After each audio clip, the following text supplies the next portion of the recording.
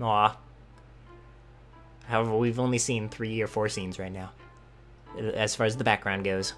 After Chio grabbed a basket to fill with food, the two of us entered the forest.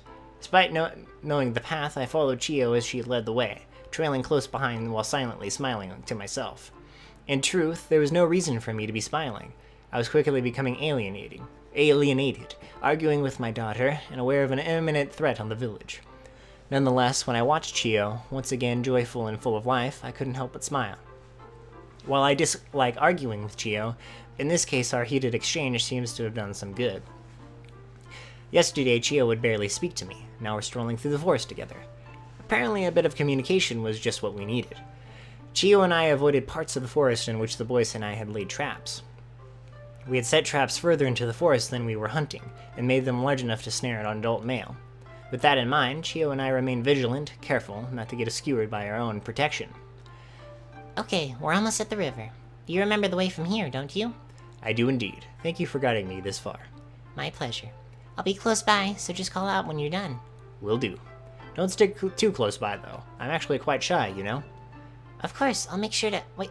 What was that? Don't be ashamed. I know you've peeped on me while I was bathing before. Now you are the peeping... What's the female name for peeping Tom? Whatever. But you're too old to bathe with Papa, so please refrain from doing so. Are you insane? I've never tried to peep on you, Baka. If anything, you were the one trying to peep on me, Baka. That's not how I remember it. Obviously, your memory is deteriorating in your old age, you perverted geezer. Aw. Ouch. Who are you calling an old geezer? I'm only 24, you know. Then act your age. Shut your mouth and wash the sweat from your body. Call for me when you're done, and you better be fully clothed. Tired of our banter, Chio walked in the opposite direction of the river, screaming Baka. She did not stop, nor did she cast another glance my way. I was on my own once more, and until I had finished bathing, Chio would not grace my sight. Well, I'd better get that done. Taking the time to thoroughly clean my body, I wound up bathing for far longer than I planned. Occupied with the drama invading Hatsu village, I hadn't been bathing as often as I should, so I was overdue for a proper cleaning. More than that, however, I simply wanted to take the chance to think everything through, free of any distractions. If there's one thing that hasn't changed between my life in the city and my life in Hatsu village, it's that a bath is the best place to forget your worries. That is not true. I think harder in the shower. Alone, floating in the water, away from the strife that plagues you amid your daily life. Whether you're in a bathtub or drifting down a river, the feeling of freedom does not change. However, now that I've had the time to clear my head, I realize that there is work to be done. First, as Chio insisted, I must speak to the Kihai boys. Whether I was right or wrong, I must make amends, lest they disobey my orders and get themselves killed. Next, I will speak to the villagers, one by one, and take the time to personally explain our predicament, who the Kutakushi are, and what to expect. Finally, I will organize rotating surveillance teams, such that we will see the enemy coming, no matter when or for what direction. Chio-chan, I'm out of the bath now. Yeah, that was weird. Feeling the great weight had been lifted from my shoulders, I gleefully called out to Chio, who was foraging close by. Goo, what's wrong? Did you slip and hit your head? Oh, don't be like that. I was just calling out to my precious daughter. With honorifics in an infantile tone? Well, you always used to complain when I just called you Chio, and my voice is... Don't explain, just act like your usual creepy self. This is really just devolved into a high school anime. Ouch again. First I was a perverted old geezer, now I'm a creep. I'm getting quite the bad rep here. Alright, creepy goo it is. So scrounge up something interesting for lunch? Interesting might not be the word for it, but you'll definitely be able to eat your fill. I've got persimmons, apples, pears, you name it. Prompted by Chio's claim, I looked down into the basket at her feet. That's quite a haul. You really worked hard for Papa's sake. Okay, you just need to stop with the father thing. Who said it was for your sake, Baka? I'm not gonna start starving myself. Besides, I wanted to make sure we had enough for dinner too, Baka. So it's not like I gathered more than usual. It's not like I like you or anything. Chio hurriedly denied my accusation, her face flushed the entire time. No matter how long we spent together, Chio would never admit to doing something for my sake. And thanks to my teasing whenever she did, that was unlikely to ever change. Okay, I understand. Let's head back to the village and eat lunch together. I'm famished. You know, the reason why I'm denying the father thing is because I feel like by the end of this, they're going to end up loving each other. And if he's just reinforcing it, it's just going to be awkward by the end. He just needs to accept that. She's of age, I believe. I think. She should be, like, 17, 18? So she should technically be of age, and he's not that much older than her, but whatever. Me too. I haven't been forging as much as these past... Whatever. So I could really use a sizable meal. And maybe after we eat, you can apologize? Very subtle, Gio. But don't worry, while I won't take back what I said, I will apologize for the manner in which I spoke. I want to get along with everyone just as much as you do. I knew you'd come around. Make sure to tell me when you go to apologize. I want to see Q on his hands and knees begging for forgiveness. I'm not that sorry. Can you feel the love tonight? As Chio and I encroached upon Hatsu Village, the forest's usual ambience suddenly died off. Although nothing appeared to be amiss, I could feel something strange in the air, a disturbance in the forest. Something about the forest had changed, if not physically, then in a more discreet manner. I looked over at Chio, who walked along as happily as ever. If she noticed something too, she wasn't letting on. Chio simply continued to stroll through the forest without a care in the world. But Chio's behavior was not enough to convince me that I was wrong, nor was I about to pin my hopes on her ability to sense danger. We are nearing the village now. If there is danger afoot, it might necessarily be the forest, but the village on fire. But the only danger that comes to mind is what I've been preparing for, an assault by the Kutakushi. I couldn't see any sign of them in the distance as I looked towards Mirai earlier, and I haven't been in the forest long enough for such a distance to be covered. Could the threat be internal? None of the villagers were violent or unpredictable. The likelihood of one of them posing a threat or lashing out was minimal. Nonetheless, there were 4 blades in my home, not to mention the tools I used on a daily basis. If someone were to snap under pressure, violence may be imminent. Cool. Are you feeling alright? You've been quiet for a while now. I looked down at Chio, uncertain how best to answer her question. Honestly, I'm not sure. Chio, does something feel off to you? Off? What do you mean? I don't know. I suppose it's a sense of impending danger. Samurai are trained to sleep with one eye open, figuratively speaking. We have this keen sense for when something is awry. Are you sure you're just not being paranoid? There's no danger around here. We're all... Chio stopped mid-sentence and began to sniff the air. I followed suit, paying more attention to the scent than I had before. And the moment I did, a horribly familiar scene played out before me. Oh, hey. Hatsu Village, in flames once more. Can't say I was surprised. The moment Chio spied on the village, she dropped the basket in her hand and stared blankly at the flames. She froze, completely devastated as she watched history repeat itself. Chio, go back to the forest. Do not come out until I say so. I took charge immediately, but Chio remained despondent. The sight of indomitable flames taking away her home and her friends was too much for her to bear. Chio, back in the forest, now. What? I shouted at her. Chio finally snapped out of her daze. Her hand shook, and she looked from side to side, trying to find at least one villager. However, the only bodies we could see were corpses, torn to shreds without any hope of survival. This can't be happening. Not again. I can't. Chio, listen to me. I can't watch this happen again. At long last, Chio ran off. However, rather than return to the forest, Chio headed straight into the village, towards the Kihei home. Darn it, Chio, this is not the time. Without wasting a second, I quickly followed after Chio. Usually I would outrun her with ease, but after training all morning, I no longer possess such speed. However, I feel like adrenaline would build and he would be able to. All I could do was run, praying that I'd find her before the Kutakushi. Those fatherless sons. The second I leave the village, they strike. They must have been watching me, waiting for the perfect time to invade. And in the time that I was gone, every one of the villagers was... As I approached the Kihei home, I grimaced at the sight of 2 painfully familiar corpses, Azai and Araki, each wielding one of my blades. The moment the Kutakushi had struck, those 2 headed straight for my home. The home of Kurichiro-sama. What in the world? Hold on. The home of Kurichiro-sama, the village leader, the person whose job it was to protect them. And when they couldn't find me, they took the matter into their own hands. Filled with both sadness and anger, I took my katana and wakizashi from the 2 boys.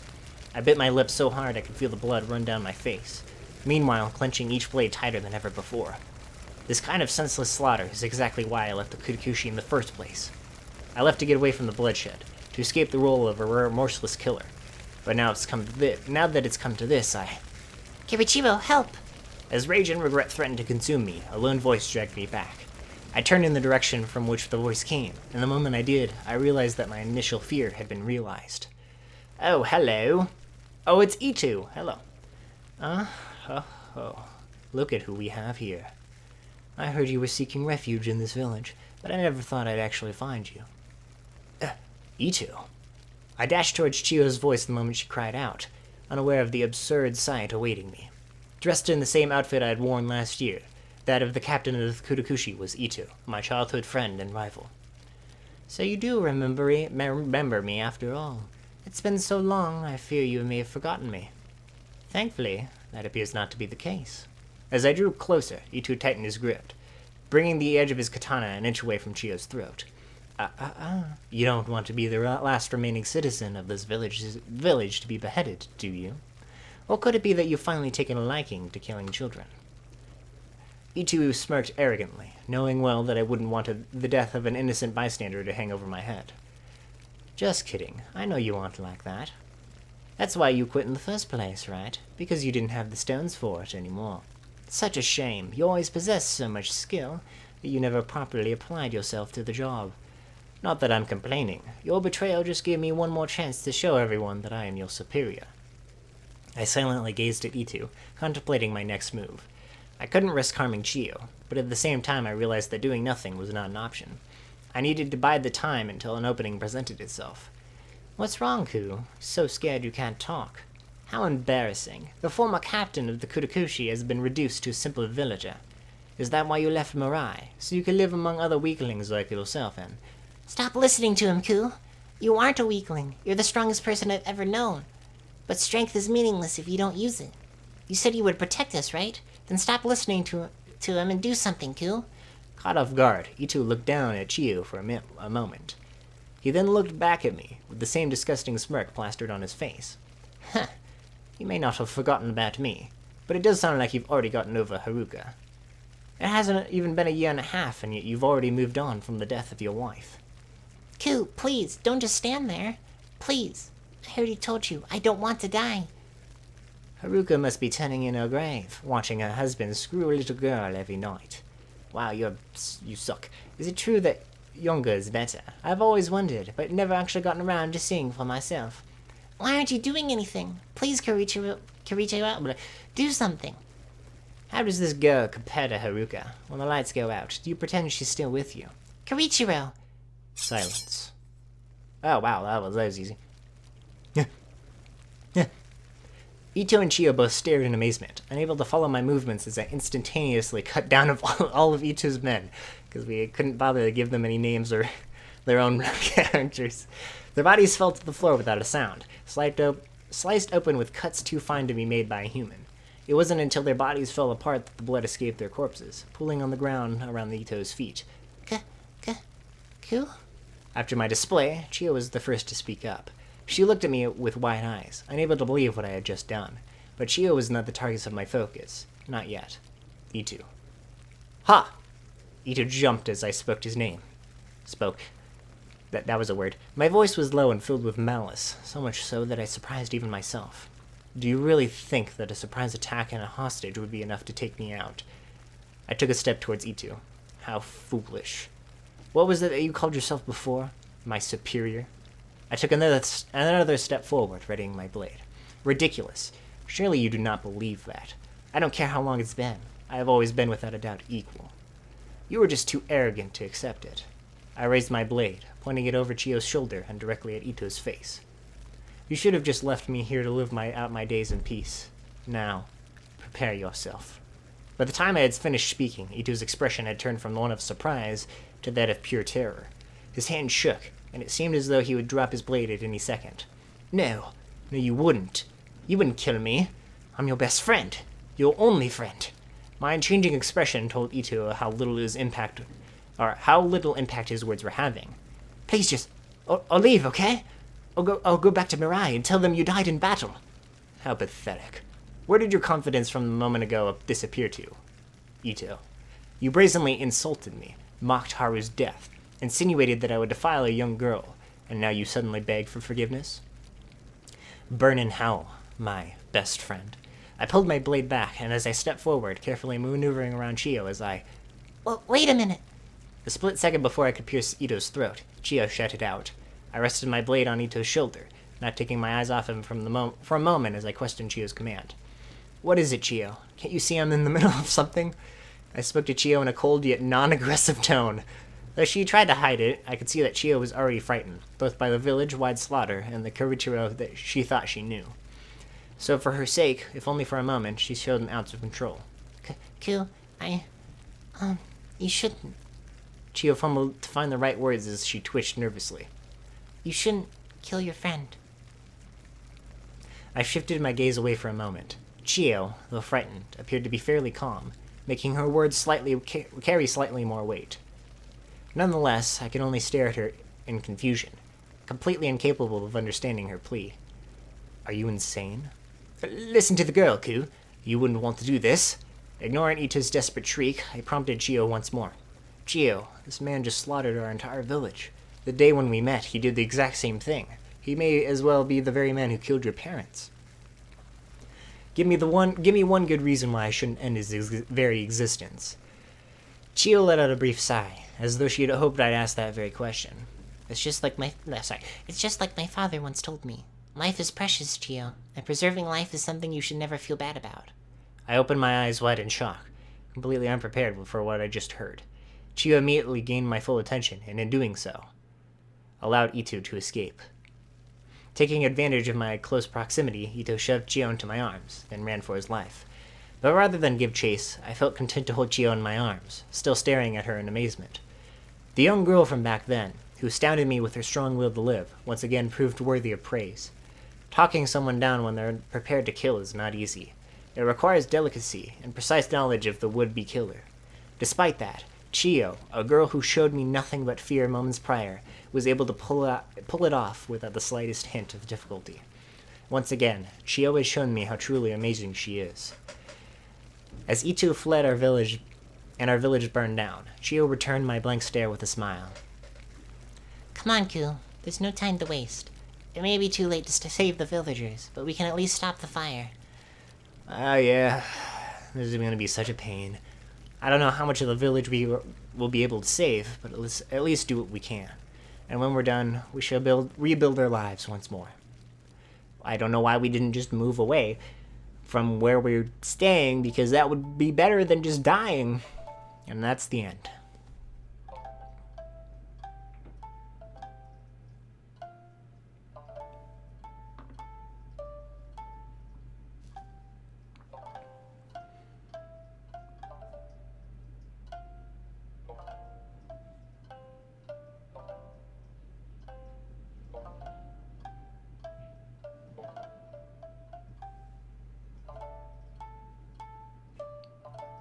Alright, that was a very short credit sequence, but... Anyways, we're continuing on forward. As Hatsu Village burned to the ground, Chiyo and I had a decision to make. Her home, and more recently mine, could only be rebuilt so many times. Further to that, the Kutakushi, and thus the Mirai Kingdom, knew where to find us, making the village a definite target. If we chose to embrace the of Hatsu, we would eventually be hunted down. On the other hand, we could only wander for so long. The food and water we could carry from the forest was not without limit, and neither one of us knew where we might find another habitable village. Leaving Hatsu, though certainly a wise choice, would not guarantee us salvation. Instead, the gamble might leave us without supplies in the middle of nowhere, or trapped in an enemy village. Even knowing this, Chiyo and I ultimately decided to take the horse of one of the fallen samurai. We headed in the opposite direction of Mirai, towards the kingdom I once opposed. A kingdom in which we can find protection from the Kutakoshi, knowing that even they wouldn't dare to tread such a place. I'm still not sure about this. Will they really take us in? I've never been this far away from Mirai before. Quit worrying, Ku. This isn't the Mirai Kingdom we're talking about. Not everyone settles disputes with swords, you know. True enough, while Mirai was seemingly set in expansion, the kingdom we were traveling towards possessed no such goal.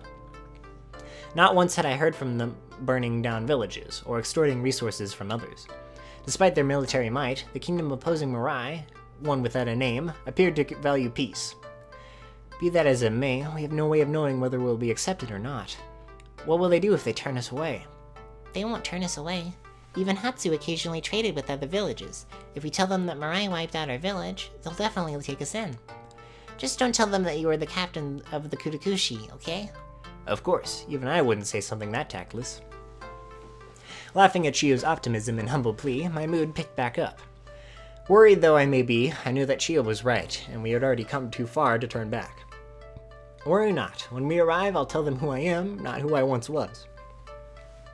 I am Koichiro Ayase, a wandering samurai hunted by the Mirai Kingdom, who seeks nothing more than refuge for his beloved daughter. Aw. Well, I guess they didn't end up falling in love again. Oh, or in the end, sorry. Okay, yeah, I guess that was it. Anyways, guys, I'm sorry for just pulling this out of nowhere. I saw this game. I wanted to give it a shot. I've been trying to play... I want to try to play smaller, easy-to-play games rather than just bigger games and then just not really benefit from it. Because at least with this, it's easy. It's... Well, not, not to cheese anything out, but it's easier to do than play expensive $60 games and benefit not at all from it. So, yeah. Wonder No More is a free-to-play novel on Steam. So, go check it out. You'll read through it. If you just watch the end of this video and you're like, okay, I don't want to watch the end of it, just go play it for yourself. It was actually very good, well written, although a little bit short. I wish it would have been a little longer, but I can't really complain that much. Anyways, guys, thank you so much for watching. Like if you did, subscribe if you want to see more. Comment down below what you thought of this experience, and if there's any other games you want me to try out on Steam that you may not want to play for yourself, I will play them straight through for you. Au revoir, ladies and gentlemen. Au revoir.